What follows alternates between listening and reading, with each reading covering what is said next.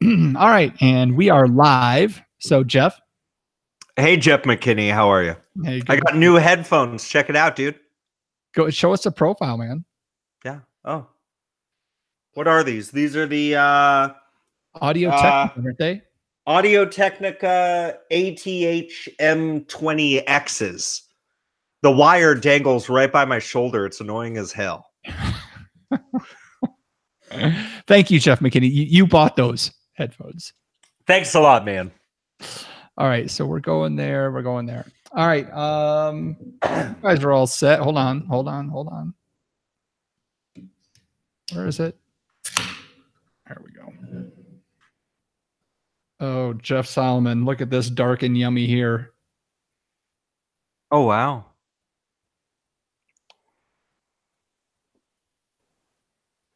Is that a gluten-free porter? No, that's an oatmeal stout. Ah, okay. So I had a couple left from our oatmeal stout episode. That's the Yeti Imperial. That's what I thought. Yeah. Great Divide. It's a good one. All right, let's do this. got this, and I got this. Oh yeah, see, I changed stuff around too, Solomon, so I'm having to get my fingers in the right spot. All right, here we go. Hi, this is Chris Wright. I'm the founder and head brewer at Pikes Peak Brewing Company. And you're listening to We Like Drinking, where you never drink alone. At the sound of the tone, the official We Like Drinking time will be 5 o'clock. Commence consumption.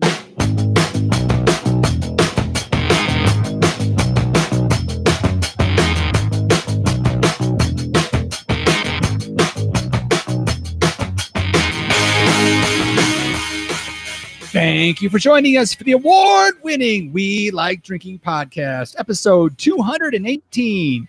In this episode, we'll be discussing a Lent full of beer, and we're going on the best road trip ever through craft beer country with Kirk Richardson. So crack open your beers, uncork that wine, and let's get drinking.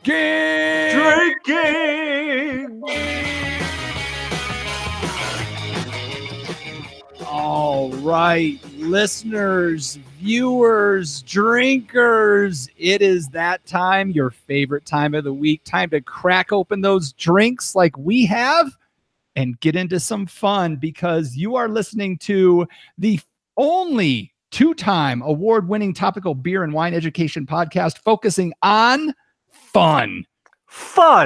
Speaking of fun, it sounds like you had fun with the intros. I let you write the intros, and you don't say anything about a Lent trap. Well, that's where I would have went. Yeah, I worked it in a different way, so deal with it. Okay. All right, listeners, if you like what you hear, or if you think I should have used a Lent trap, consider helping us out by becoming a patron of the show by visiting welikedrinking.com/pledge to find out how you can help support the show. I guess I can't say, yeah, I did, didn't I, Jeff Solomon? I did forget. Yeah. I did. Should we do it again, or should we just add it in post? Do it again. I want to hear it now. All right. All right. See, this is how professional we are. I swear, Kirk. Once we get rolling, we're gonna be fine. But... All right, pre-rolls. Let's see. We did. Do me. I want to hear myself. That's all that matters. Of course you do. All right, I'll do. No, because next week it'll be your pre-roll, and Ruyak will do the mid-roll. I'm gonna do you and Ruyak. Oh, whoa. Okay. This week's episode of the We Like Drinking podcast is brought to you by Wines Till. All right, what letter should we give that? We're going to give that a P, because that'll make it all kinds of confusing for me. All right. Man, that was a good intro too. I felt that intro. Do you want to rewrite the opening, Solomon? No. You figure out how to trap in there? No, it's fun. I don't even know how that would work. Okay. All right. Well, let's do this again. Sorry, Kirk. Yeah, that's all right. This is fun. This is interesting what you guys do here. Good time. Can I Is go? this so? I heard you on the podcast, like the guy was talking about bicycle trails. Oh yeah. Is that how many other podcasts have you been on since you've been doing the book tour? Let's see. This would be. I think this is 3 or 4, and I've got a couple more. Big Daddy Porter's. He's going to do he does a vlog. We're going to do that. Okay. 2 or 3.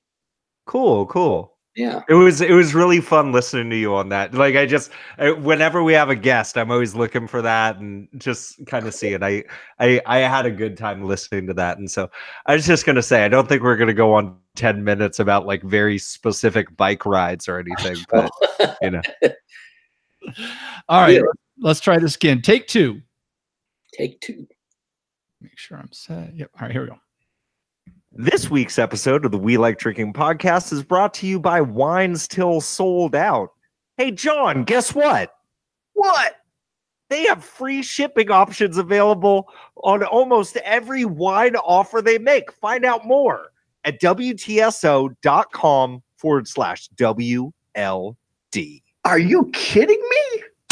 Hi, this is Chris Wright. I'm the founder and head brewer at Pikes Peak Brewing Company. You're listening to We Like Drinking, where you never drink alone.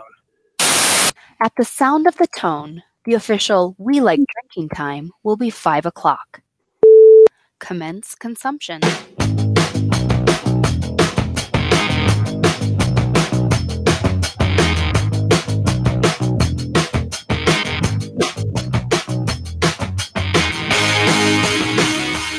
Thank you for joining us for the award-winning We Like Drinking podcast, episode 218. In this episode, we'll be discussing a Lent full of beer, and we're going on the best road trip ever through craft beer country with Kirk Richardson. So crack open your beers, uncork that wine, and let's get drinking!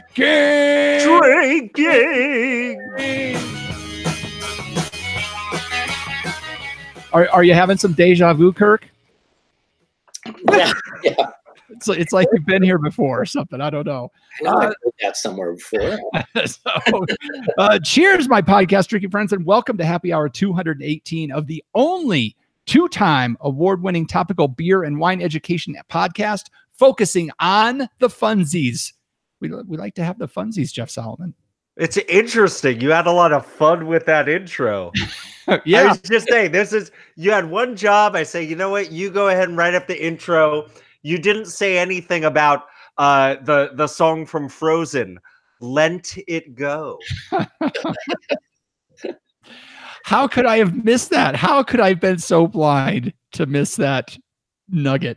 Your kids are too old now. That's the problem. So, listeners, if you like what you're hearing so far, and you're like, I should really give these guys some money, you can do that by visiting welikedrinking.com/pledge to find out how you can become a patron of this show. So I'm getting a little bit thirsty, and I know you guys are interested in hearing who we're drinking with tonight. So let's find out.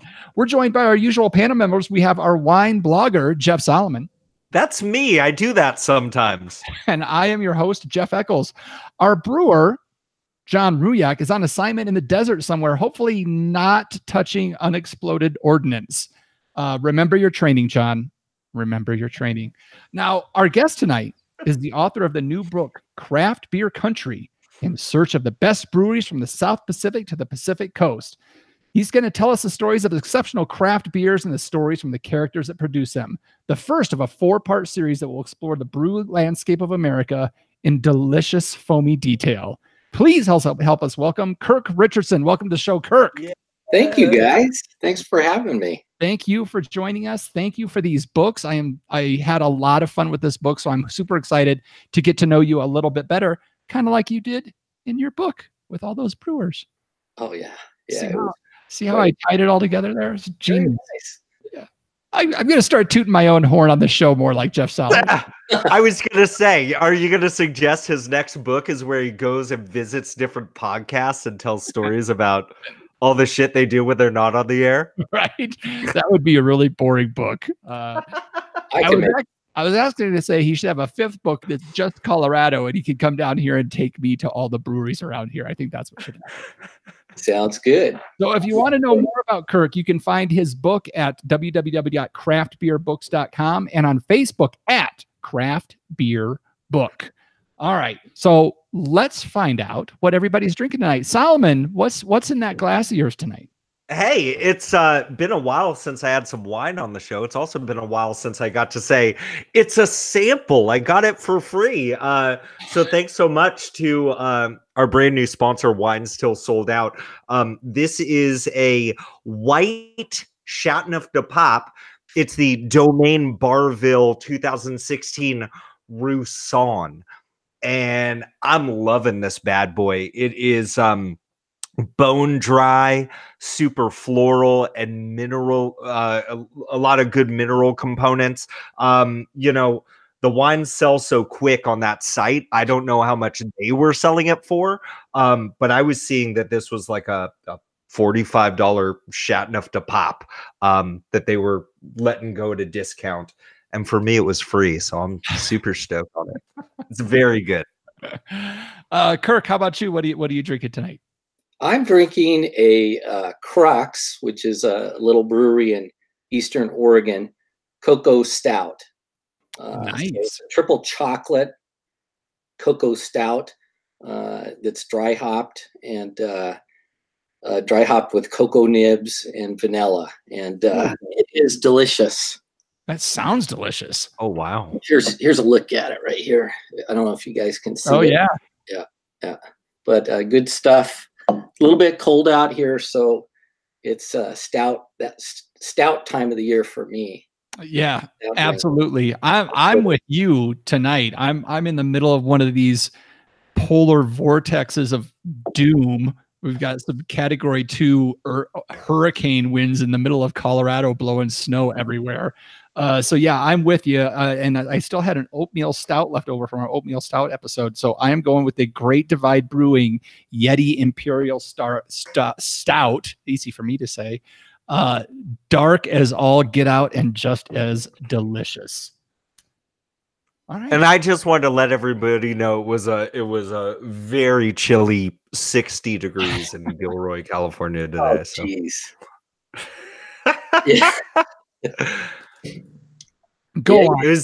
It was so great. I saw on the Weather Channel app on Sunday morning that there were going to be thunder showers, and I'm like, shit, we can't go outside.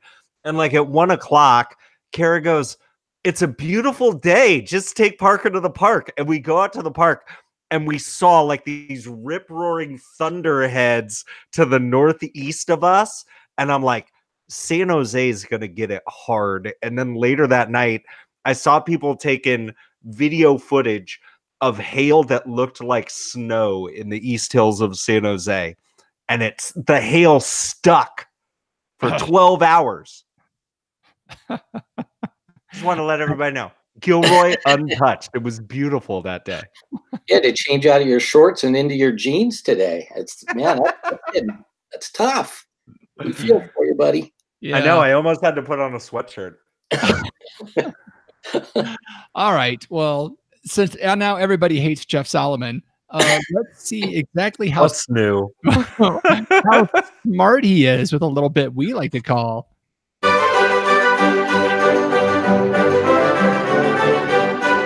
wine, beer, or pop culture reference. So this is where I'm going to give these guys a term, and they're going to try to tell me if it's a wine term, a beer term, or some kind of pop culture reference.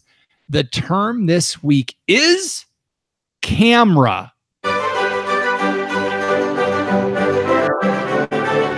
So is camera a wine term, a beer term, or some kind of pop culture reference? Jeff Solomon is the only other normal panel member on the show. You're starting it off this week. Can you spell that, please? I can. CAMRA, all uppercase. I know this. I know this from somewhere. You do. Okay. I know the real answer, and that's what's shitty. Because what I was gonna do was make a joke about how my friend Lori Loughlin was just gonna pay $500,000 to where it didn't matter if I got this right. Camera, I believe, is a beer reference. It's an organization that is focusing on real ales. They're all about real ales. I don't know what the other thing is. So it's like Sicilians all motherfucking crazy about real ales. All right, that's one way to go. I like it. Kirk, do you know what camera is? A wine term, a beer term, or a pop culture reference? It's beer. He's absolutely right. And do you have a better idea of what it stands for? well, I think this is actually out of the UK, and it is the first word is not Sicilians. I know, by the way, I know it starts with an S, guys. Dan, good try. I think that maybe you were hit by a thunderbolt on your walk today. But, the M also doesn't stand for motherfucking. It might. I don't know. But it is real ales, and I'm not sure the campaign for. Got it. You got it. Campaign? It's just Cam is campaign, huh? Yeah. It's the campaign for real ales. Real ales. Yeah. Camera. Yeah. Kirk wins because he got it more better than you did, Jeff Solomon. You sure? I thought motherfucking Sicilians was pretty cool. I thought it was pretty good too, but we had no lightning up here today, so I have an excuse. He has an excuse. Yes, you are both correct. The Camera is the Campaign for Real Ale, an organization in England that was founded in 1971 to preserve the production of cask-conditioned beers and ales. Excellent job, fellas, with Camera.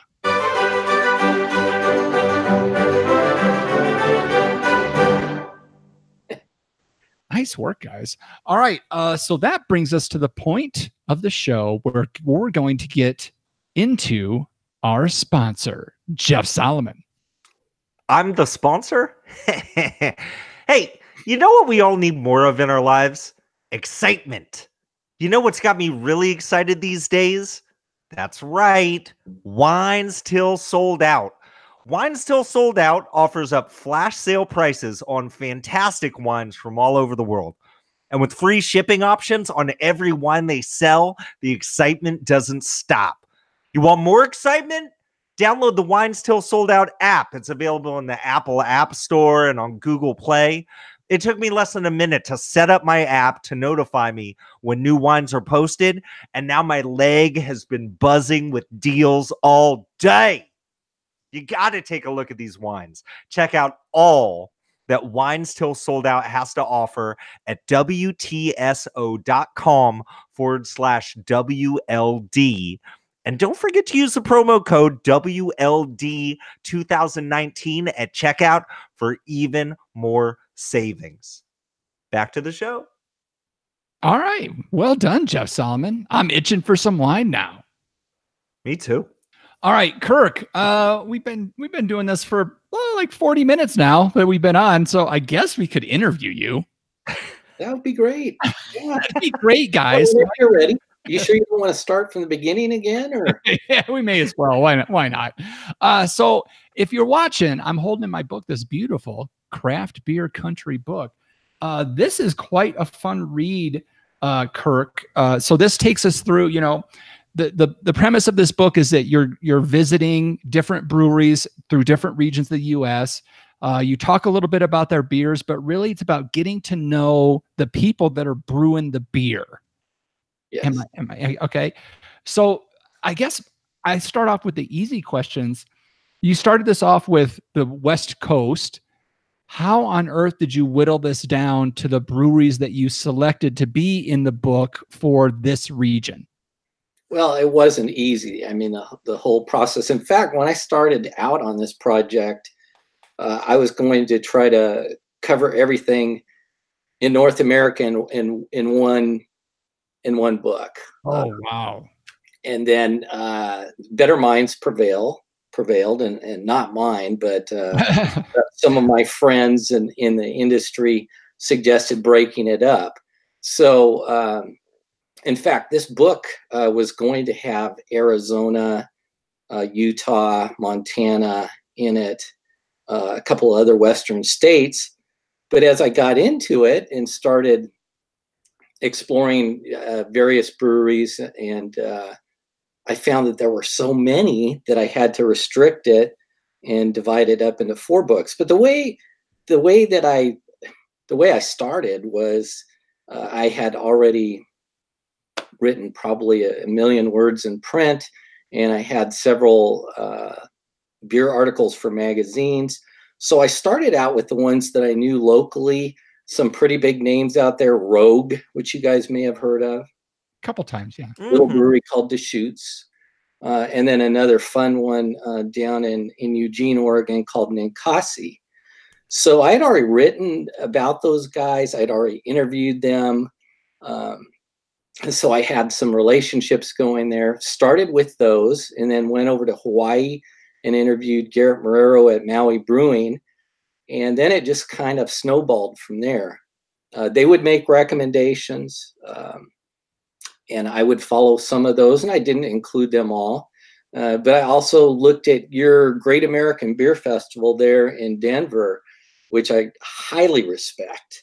And what the judges come up with as far as medal winners, I let that guide me a little bit as well. So it was kind of a dynamic process.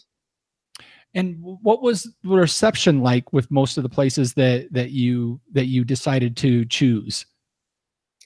Yeah, well, it was great. I mean, of course, with the 3 original brewers that I started out with, Gary Fish at Deschutes, and then I had Brett Joyce over at Rogue, and then Jamie Floyd down at Ninkasi. I already knew them, so the reception was great there, and that gave me the entree into the others. And really, everybody that I talked to, everybody that I asked for an interview was open to it. I had nobody turn me down. Awesome. Including Ken Grossman at Sierra Nevada. So I actually got to sit in with him, Icon and Brewing, and talk with him for the better part of an hour. So that was great. And you did go to every one of the breweries, all 24 whatever breweries that are in the book. You went to every one of them, right? Yes, I did, Jeff. In fact, if I didn't go to the brewery and I didn't try the beers, I didn't include them. So every brewery that is in this book, I went to, met with the people, checked out the whole scene, talked with a lot of people, a lot of the other patrons, because I'm not exactly shy, and beer loosens you up even more. Mm-hmm. Yeah, every one of them. That's awesome. And I think, it's tough work. Yeah, absolutely. It sounds exhausting. And I like your writing style. I was commenting to my wife one night when I was reading, I was like, every time I read this book, like it's almost mandatory that I had beer with me, because you just got my salivary glands cooking so hard every time I was reading. You weren't super flowery and super verbose in your descriptions of the beer, but I like how you did time and place in it well. Like you were very situational in what the weather was like, what was going on, what the mood of it was, and then the beer came and how it kind of fit with everything that was going on. And so I really liked your writing style outside of the fact that I had to have beer with me when I was reading it. It was like a requirement. So your wife doesn't like me very much. and Jeff, before I go any further, Jeff Solomon, I'll turn it over to you for some questions. Oh, I was just going to say the same thing. Like, I think a lot of times it's like, I think you put us all in that mode of, how when you're on vacation, everything tastes better. The food, the wine, the beer. And I think you put us all in that mode. Like, and I heard you on another podcast say, like, I'd love for everybody, all the readers, to just be thirsty when they're reading. And that's definitely how I felt. Eccles asked you about the reception that you got, and I was thinking of maybe looking at it a different way. How's the reception been in terms of like, have you been getting a lot of people say like, well, how come you didn't cover this brewery? How come you didn't go here? Are you getting that? Yeah, as a matter of fact, our local vet here in town bought 11 copies of the book, and he takes care of our dog and our cats and the whole bit. But his biggest gripe was that one of the local breweries wasn't featured in there. And I said, well, hey, you know, I had to restrict it because I wanted to tell big stories about 32 breweries. And then I had to include everybody else in 7 states and 1 Canadian province in the book in 70 breweries. So I had 1 local brewery here. And I think it's a fantastic little brewery, but I couldn't really get away with putting another one. So yeah, I have had people ask me that. I've had people tell me, "Oh, you should have put such and such in. I can't believe that you missed this." You know, I regret missing out on a couple of breweries like Modern Times, and there's some that I really would have liked to have had a chance to try. Smog City in LA, some others. But it just didn't happen. I didn't get there. I'll do a second edition. That's what's going to happen, I think. And I was wondering this also just now, like knowing, you know, you're traveling around to all these breweries all over the place. And I know that you have other states in the future that you're working on, but, and I know that you have some, you know, some interviews from before you really like realized that the book was going to be a thing. But from the moment that the book was a realization, how long did it take for you to do all this research going into now writing it? Well, I spent 3 years on this, and somewhere, I think it was in another podcast, or I don't know if it was coming out of my publisher, they said this was a 10-year process. Well, it was 3 years. But it took, Jeff, I spent like 2 years of researching, and by December of 2017, I had finished 10 chapters. So I wrote 22 chapters, 23 chapters, because it's 33 chapters long, but the last one is 5,000 words or more. I wrote all of that between December of 2017 and June 2018, so in 6 months. So I blasted out those last 23 chapters. But I took my sweet time in trying to figure it all out. And what that caused too is I had to go back to some of them that I had interviewed originally, and I had to tweak some things, change some things. Fortunately, no one went out of business in that time. And only 1 brewery was bought out by InBev in that time. Yeah. Elysian. And I chose to shrink that from an entire chapter that I had written 3,500 words on it. And I shrunk it down to, I think there's 3 or 4 paragraphs in chapter 33. So things do change. I just heard that Burnside Brewing went under. I'm not sure they're going to come back up. So they're actually officially the first brewery in the book. In chapter 33, again, there's like 2 paragraphs to actually close the doors. So you bring up Elysian, and when I saw that, one of the first things I said was like, oh, big time brewery. And then I went and I read it, and I saw that it was a pumpkin festival a pumpkin beer festival that you have gone to. So we got to ask, because it's like there's 2 triggers at the same time, Elysian and pumpkin beer. Yeah. What's your take on pumpkin beer? Oh, I know this won't make me popular with the masses, because I know, having run around with beer aficionados around the country and bloggers and going to the Great American Beer Festival, all these things, that pumpkin is kind of polarizing, isn't it? Mhm. But I like it. So I like. I think that the Dark of the Moon pumpkin that Elysian put out, which had won silvers at the Great American Beer Festival, was worthy of those silvers and was a great beer. And for some reason, they decided not to put it out this year. I think the Pumpkachino is a great dark pumpkin beer. I like the dark pumpkin beers. So, and I like them for about a month in the fall. Right around when you know, we're getting the fall colors and Halloween's coming, and it just tastes right. So it's something that I don't drink exclusively. I drink porters and browns and other things during the fall, but I do like them.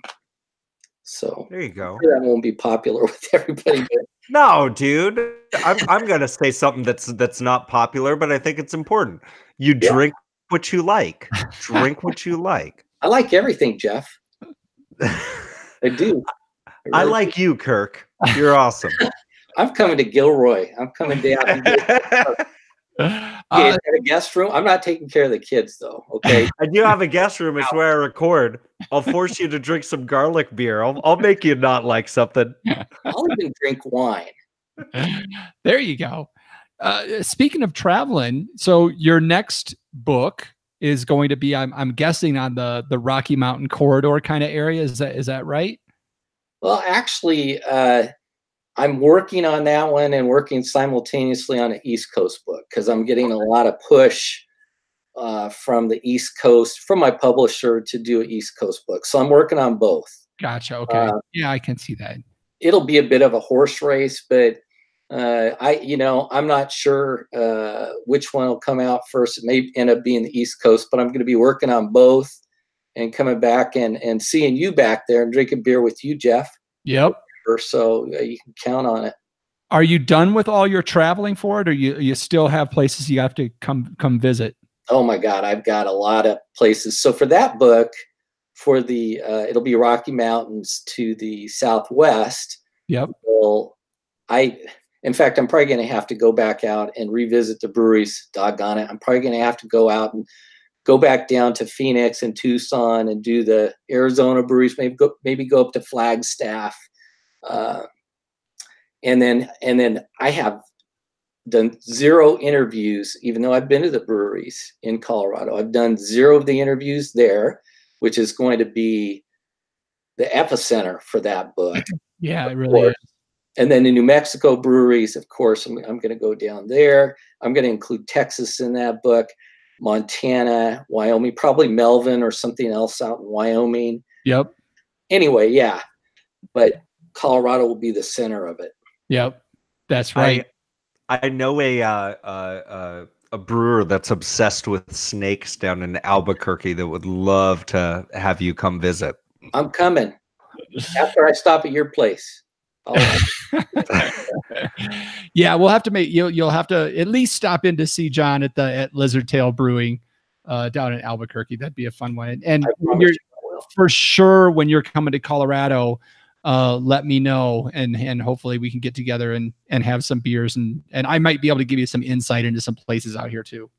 And there are 2 new breweries in Gilroy for your second edition. No way.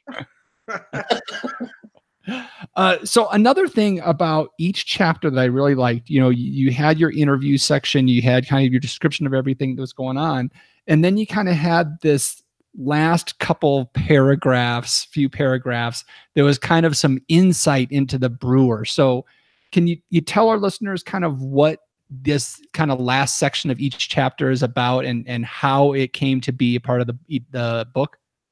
So that was actually an epiphany. I had already written several of the chapters when I decided to do that. And those cover just something that's kind of off the beaten path from the rest of the story. So I wanted to tell stories, and I wanted those to flow through. And I wanted each one to be able to stand on its own, so that as you go through it, you could skip around. You could skip breweries that maybe you didn't want to read about, or regions you didn't want to read about. But the idea for the unfiltered section at the end of each chapter was to include a little something extra. So the story's over, and like with Peter Zine at AleSmith, it was a chance to really go into depth about and have some fun with. There's all kinds of humor and stuff laced into this, of course, but in his chapter, he talks about pairing beer and cheese, and Peter has started and branded cheesemaker within his business there, and he has a whole cheese section. So it also allowed me to put some things in maybe that didn't fit within the story itself, but I really liked, and I thought you guys would like. So that's what I was up to there. Yeah, and that was really what drove it. What I really enjoyed about it is there was very much a flow of the story, and then it was like, there's this other thing that I really got to tell you about, but it doesn't kind of fit with the rest of it. So yeah, I really enjoyed that. Thank you. If looking back, and I know you've probably visited hundreds of breweries for this, is there one brewery that kind of, I won't want to say is your favorite, but is there one that exceeded your expectations more than others, or more than you were expecting more than others, either in regards to the beer or the brewer or both? Yeah, and you're absolutely right. I won't pick a favorite because for me, it's very seasonal, and I have so many favorites. But I will say that I was really surprised by Anderson Valley in Boonville, California. And that was just such a misadventure that it even happened, because they weren't on my radar.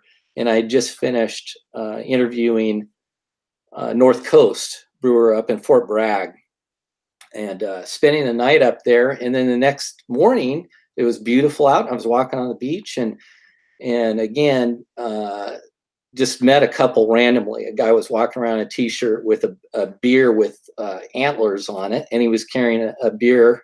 He and his wife were carrying a beer. I went up, started talking to him, ended up leaving the place with a 6-pack of their beer and changing course, instead of going directly to Russian River for Pliny the Younger, stopped in Anderson Valley in Boonville, which is out in the middle of nowhere.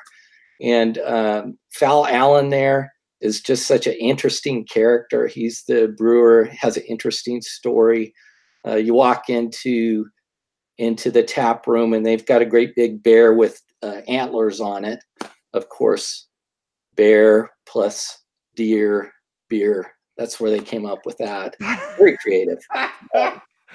That's really That's it. Yeah. And stupid me, I didn't figure it out immediately. That's what happens when you drink too much. So I can be a little bit slow. But I've been drinking Anderson Valley since I was old enough to drink, and I never even thought about that before. Dude, get up there. Have you been to Boonville? No. They speak Boont there. You know what Boont is? No. I mean, I know that they bold horn up in Boontville. Yeah, ball horning. Yeah. The farmers, I guess way back when, it may have been in the 1800s. I don't have an exact date, but they wanted to be able to talk together and cuss and talk about sex, and they didn't want their wives to understand what they were saying, so they created their own little language that includes like Gaelic and all different kinds of languages mixed together. So they even have a Boont dictionary. Doesn't that kind of defeat the purpose? Well, the dictionary, I think, came out afterwards. Yeah, they create. Well, no, I don't know. I don't know. We have to ask Fal that question, but it's just such an interesting place. It's really a neat place with oak trees and pine trees and great beer, and so that really way exceeded my expectations. Wow! Awesome. Thank you for sharing that, Jeff Solomon. One more question. I have to do one. I'm going to do two, because I think the first one, the answer will be real quick.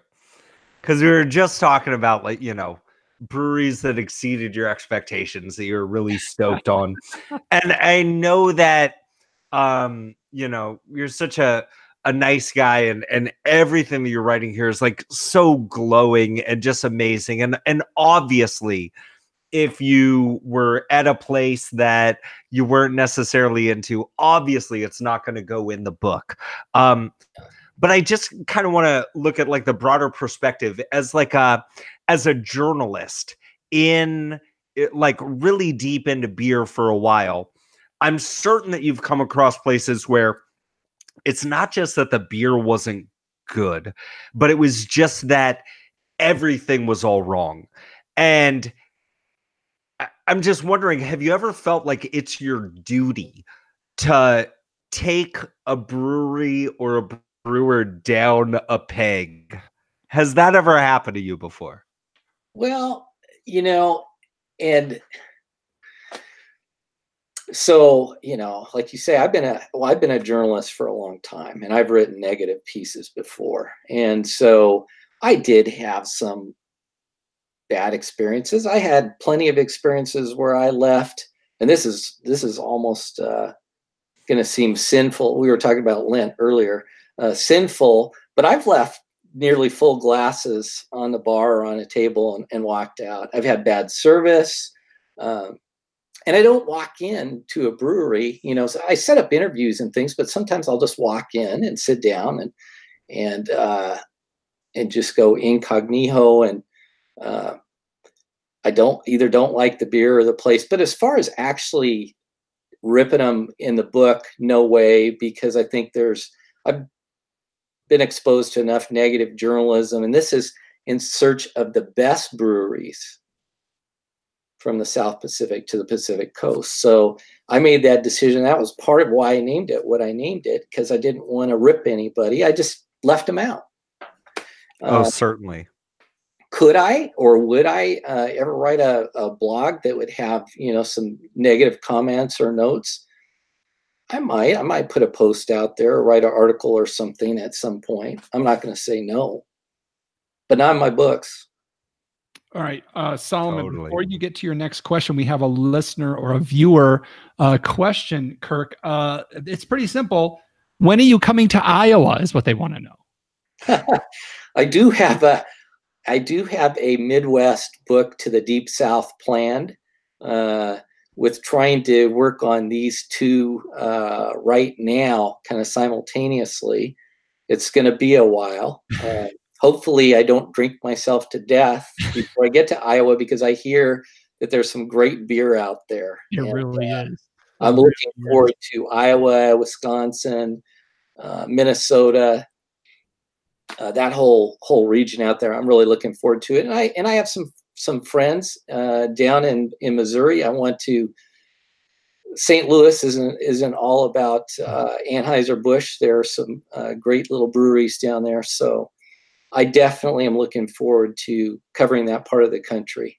It's crazy. Like, because I was thinking about when you do the Mountain West, I'm like, oh, you could go here and here. And God, you're going to be in Colorado for a while. And then I was like, oh, the Midwest. And now that I'm thinking about the Midwest, I'm like, oh my God, there's so many places you're going to need to go in the Midwest and South. Because there's so many great breweries in there. It just leads to so many more questions, but we don't have time. So Jeff Solomon, get to your last question.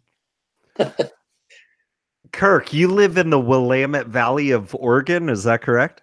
Hey, Jeff, you hit it again. You pronounce it right. Right. My mother calls it the Willamette. So I've lived here for 30 years. So I think she's actually got it down. But yes, it's the Willamette Valley. I have 3 different pronunciations and I just rotate. So I'm you just glad it's on camera. So I just have to ask, because you're talking to 2 wine guys right now. What's your favorite winery in the area, or what's your favorite wine in the Willamette Valley? Oh, wow.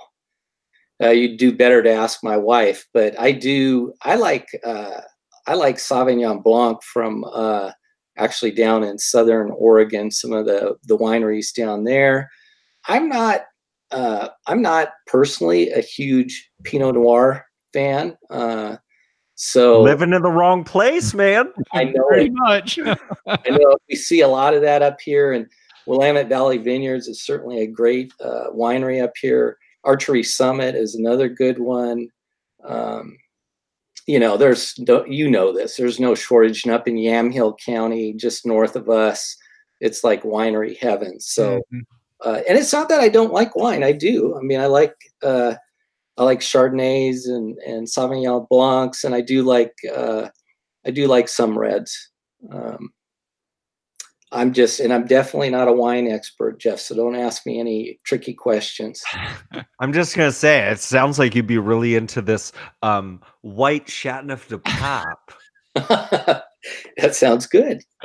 Okay. My wife will certainly be into it. Awesome.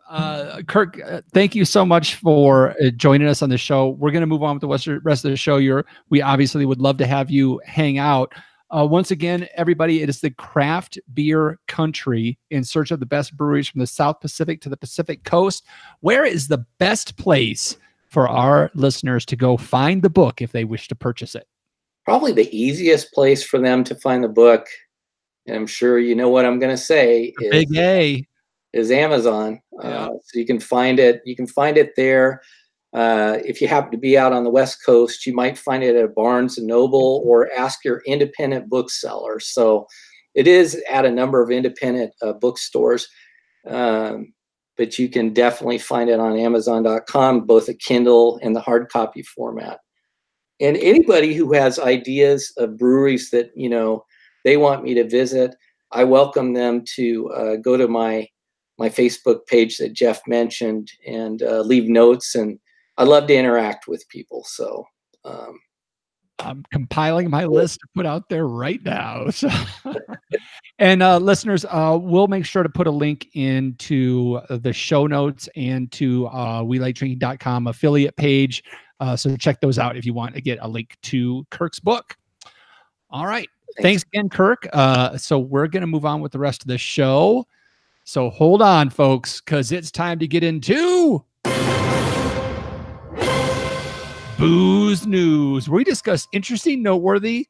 I really should just pull those out because most of the time we just talk about really silly stuff. So Jeff Solomon, take it away. Do you know the punk band Rancid? I do. Their lead singer, his name is Tim Armstrong. You know him? I do. You know that Tim are you a big Rancid fan? What's that? Is Kirk a big Rancid fan? I was asking. Oh, everybody is. But hang with me. This pun will be epic. Tim Armstrong of Rancid, he was also a founding member of like just an amazing punk ska band that was actually like the inspiration for Green Day. I don't know if you know that. He was in a band called Operation Ivy. And when he was in Operation Ivy, he didn't go by Tim Armstrong. He went by Lint. And considering that it is Lent, I find this story just perfect, right? So there's a guy named Del Hall, who I was seeing yesterday on YouTube. He had 23 subscribers. I believe he has a whole lot more now. He's been making the rounds on the news because this guy, Del Hall, for Lent, is giving up everything for the next 46 days except for beer. This dude is going to be fasting like a monk from the 1600s on some Bach. Homeboy lives in Cincinnati, Ohio, and he's doing nothing but drinking beer for the next 46 days. I have to tell you, his YouTube channel, his name is, I don't think when he originally came up with his YouTube channel, I don't think he had like grand aspirations. His YouTube channel is called Poker Stud 13. But anyways, you got to follow this dude. Was a pretty big guy to begin with. Coming in at like over 290 pounds.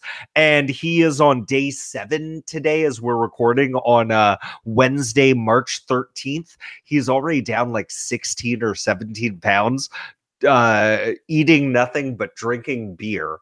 And I I just thought it was like so wonderful. And I'm just wondering, like, how you guys feel about this? Like, do you think that Mr. Del Hall is doing the right thing in the spirit of Lent? And have you ever wanted to do something like this? I'm wondering what his day job is. Well, I'm gonna cut everybody off here. He does work at a brewery, and I will not say the brewery's name because I'm not gonna let this be a publicity stunt. If you want to follow Poker Stud 13 on YouTube, I'm sure you'll figure it out pretty quickly. But he does work at a brewery during the day, so it seems like he's got a job where drinking beer during the day wouldn't be the worst offense. Yeah. I mean, it's fun and all, so we should probably have him on the show.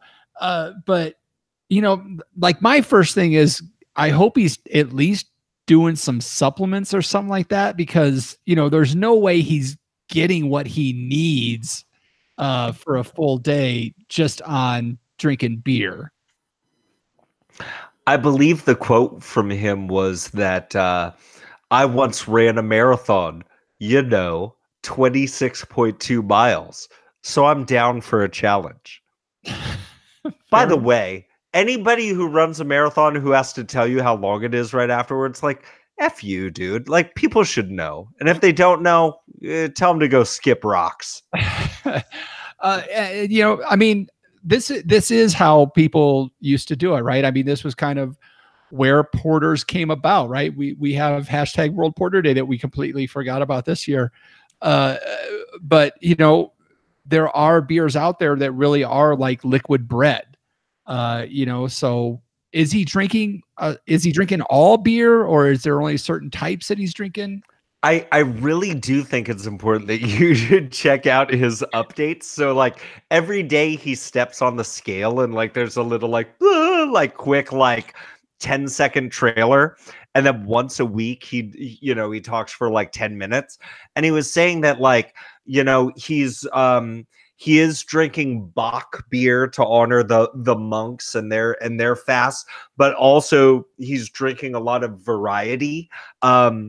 He was also saying that his sense of smell has totally changed because he hasn't been eating for the last week. And he started talking about Cincinnati, and, you know, they're known for their chili. And he was saying, like, every time I step out of my house, all I can smell is chili.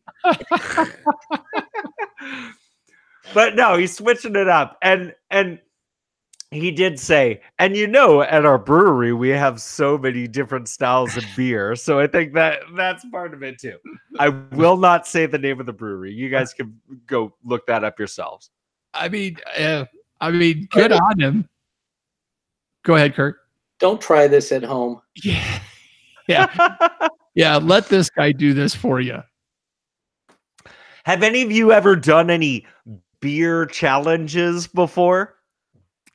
Oh, well, you know, I did go to college, so there were some stupid things that happened then. So you ran a beer mile. I've done the beer mile, yes. Have you done the power hour where you drink a shot of beer every minute for an hour? Yes, I have done that. The 101 Club. What's the 101 Club? Beer, 1 per minute for 101 straight minutes. Yep. I don't. Absolutely. That's next level. Have you done 100 beers in a week? Oh my God. I mean, not as a challenge, just as, you know. It's not easy to do. I'm not saying I've ever done that, but like you really have to dedicate yourself to that. And so this guy was saying like he's drinking on average, he said, 2 to 5 beers a day. Like it's not like, and spreading that out, it's not like he's pounding them all day long. Right. And he is checking in with a physician fairly regularly, he said as well. So like, you know, if you're gonna do something like that, you know, try to be as safe as possible. It's not something that I think any of us would recommend.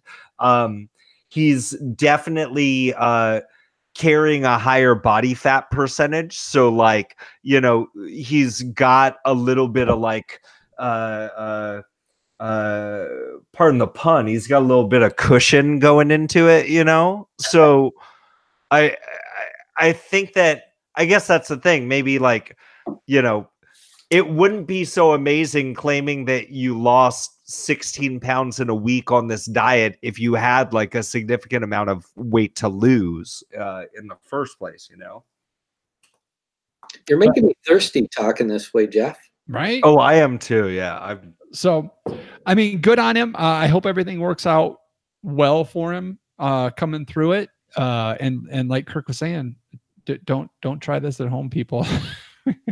I have known people that have given up beer for Lent, and they've been kind of assholes throughout Lent. So, you know, maybe he'll be the best. Maybe he'll be everybody's favorite happy guy during Lent. Mr. Del Hall of Cincinnati, Ohio seemed very happy in his videos. All right. Anything else on this story, guys? No, I'm good. All right. Let's move on. And just as a last, this will be our final reminder for our Ask Us Anything challenge. So our February Patreon challenge was a huge success. We want once again thank everybody that signed up to be a patron that month, and a reminder that we are doing an Ask Us Anything episode sometime this month. If you would like to get us a question to be read on the show, send an email to jeff@welikedrinking.com with your question, and we'll make sure it gets into that episode if it can fit. We've already got so many questions that I don't know if we'll be able to get it done in an hour. But if you got a question, get it sent to us. Well, I got to know then, Kirk, if you had any question at all to ask us, what would it be? Jeff will write it down and we'll ask it another day. We'll answer it another day. Oh my God. Yeah, I actually, a real simple one. I just like to know what your favorite beers are. So I get a little bit of an idea from this, but yeah, I mean, that's a good question. Something really simple. I don't have anything. If I think of anything better, which I'm sure I will, I'll send you guys a note. Perfect. Yeah. At jeff@welikedrinking.com or other jeff@welikedrinking.com. Either one will work. Yeah, right. All right. Oh my goodness. Look at the time. It must be last call. Last call. Time to clean house and lock the doors. So you know what we do, folks, here? We're looking to get help from you by you getting your phones out. So you can follow us on the socials at Twitter at We Like Drinking 1. That's the number 1. Or on Instagram and Facebook at We Like Drinking. Or join us on our private Facebook group on Facebook known as The Tavern, the best place on Facebook by far. Visit welikedrinking.com/tavern to find out how to join. Kirk, one last time, what's the best place for people to connect with you on the social spaces? Facebook would be best, and I am working on a blog on my craftbeerbooks.com website, but social space, definitely Facebook, and I'd love to see you guys there and interact with you. Awesome. Well, look forward to it. You can also search up the show on Apple Podcasts and leave us a big, fat 5-star review to help people figure out if our show is right for them. Solomon. You know what I think about when I talk about Patreon? I think about in Happy Gilmore when his mom is going into like an old folks home, and he goes, or his grandma, he goes, "Why didn't you pay the mortgage, Grandma?" She goes, "I would have, but I didn't have any money." That's how we are on this show. Your pledges buy me new headphones. They make our audio quality that much better. And we love our patrons so much. So please visit us at welikedrinking.com/pledge to find out more information about becoming a Patreon and giving us a little help on this little rinky-dink show. You can also find the show notes for this episode with all the links to the stories or mentions we had at welikedrinking.com/episodes. Or if you're on your phone, scroll up or scroll down or swipe left or swipe, just diddle around. Tap a little bit. You'll get there. And now it's a time where I get to say, okay, panel, let's take one last trip around this table and get some final thoughts before we shut off the lights. Jeff Solomon. Cut the music. That was quick. Let it go. Let it go. Something, something, and stuff. Okay, bring it back. Excellent. Kirk, any final thoughts before we let you get out of this train wreck? Yeah, it was a great show, and I just I hope your readers look at beer as an adventure and get out there and try different places and get away from the norm. Try something new, and I hope to see some of you folks on my future journeys. I really enjoy that. Do you have a tour schedule? You need a tour schedule, like when you're coming to town. Well, I have a tour schedule for book signings, that sort of thing. But as far as when I'm coming out there and when I'm coming out east, it's still a little bit up in the air. I've got a couple plans, and I'll be posting those on my Facebook page. So awesome! Looking forward to check that out. So Kirk, I'll just say, thank you so much for taking time to join us, and thank you so much for this is a lot of effort that you did. I know we joke about, oh, that's so tough, rough life, but this book seriously had to take a lot of effort and blood, sweat, and alcohol-soaked tears to put together. So, thank you for what you're doing. Thank you for doing this. This is a lot of fun and a great read, and I hope people will check it out. Thank you, Jeff. And with that, I'll say thanks again for joining us at the We Like Drinking podcast, where you'll never drink alone.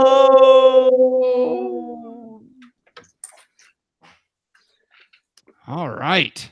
There we go. Sure, you close out the show right when I put a slice of pizza in my mouth.